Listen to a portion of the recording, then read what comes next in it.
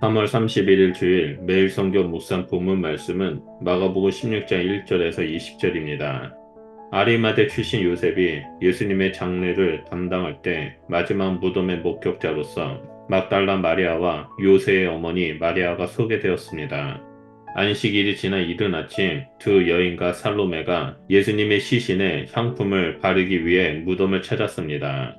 세 여인은 예수님의 십자가 아래 목격자였으며 사실상 갈릴리에서 골고다까지 예수님의 행적 전체 목격자이기도 합니다.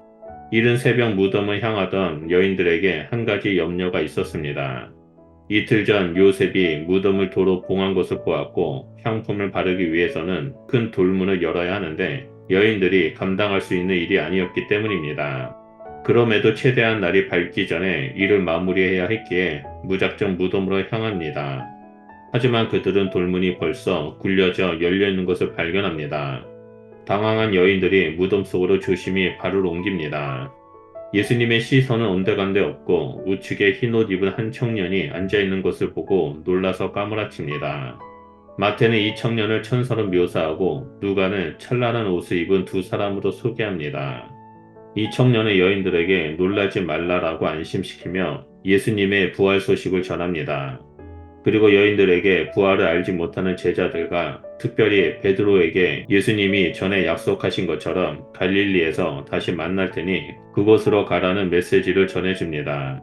이는 베드로의 부인 예언과 함께 주신 약속의 말씀이었기 때문에 베드로를 특별히 언급한 것으로 보입니다. 최초 사역의 시작점이었던 갈릴리는 이제 부활 공동체의 새로운 사역의 시작점이 될 것입니다. 청년의 메시지가 끝난 후 마가는 공포에 질린 여인들의 반응을 독자들에게 날 것 그대로 전달합니다. 그녀들은 몹시 놀라 떨었습니다. 마가는 부활의 현장을 목도하고 메시지를 들은 후 무덤을 빠져나온 여인들이 도망치는 것으로 묘사합니다. 그리고 청년 메시지를 전해야 할 그들이 두려움에 압도되어 아무에게도 말도 못할 지경이 되었다라고 보고를 끝맺습니다. 부활의 첫 증인들의 진솔하고 생생한 반응입니다. 만일 마가의 복음서를 여기에서 끝맺었다면 대단히 부자연스러운 결말이 되었을 것입니다. 하지만 그 부자연스러움은 열린 결말이 되어 오히려 부활의 사실성을 극대화하는 서사적 효과를 갖습니다. 십자가에 못 박히신 예수님이 살아나셨습니다. 이것이 2000년 전 부활 공동체가 붙들었던 하나님의 아들 예수 그리스도의 복음 첫 증언이었습니다. 세 여인이 빈 무덤을 확인했습니다. 본문은 부활의 예수님이 가장 먼저 보이신 대상은 11 제자가 아닌 막달라 마리아였다라는 사실을 특별히 강조합니다. 마가는 그녀를 예수님이 전에 7 귀신을 쫓아내어 주신 이로 소개하는데 누가복음 8장 2절에 나오는 주인공입니다. 그녀는 빈 무덤의 첫 번째 목격자이자 부활의 예수님을 만난 첫 인물인과 동시에 그 예수님의 부활 소식을 제자들에게 전한 첫 번째 증인이 됩니다. 막달라 마리아가 예수님의 죽음과 부재로 슬픔과 두려움에 잔뜩 움츠린 채 숨어있던 제자들에게 빈 무덤과 부활을 알렸지만 그들은 믿을 수 없었습니다. 그 후에 그들 중 두 사람은 예루살렘에서 시골로 내려갑니다. 부활의 예수님이 그들에게 나타나십니다. 누가복음에 엠마오로 가던 두 제자를 연상케 합니다.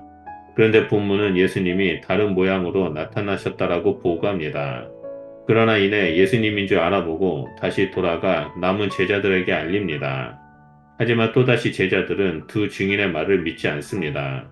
그만큼 예수님의 부활이 믿기지 않았다라는 것을 연속된 제자들의 놀라움으로 표현하고 있습니다. 막달라 마리아와 두 제자에게 나타나셨던 부활의 예수님이 이제 11 제자를 방문합니다. 그들은 앞서 두 번의 증인을 듣고 믿지 않았습니다.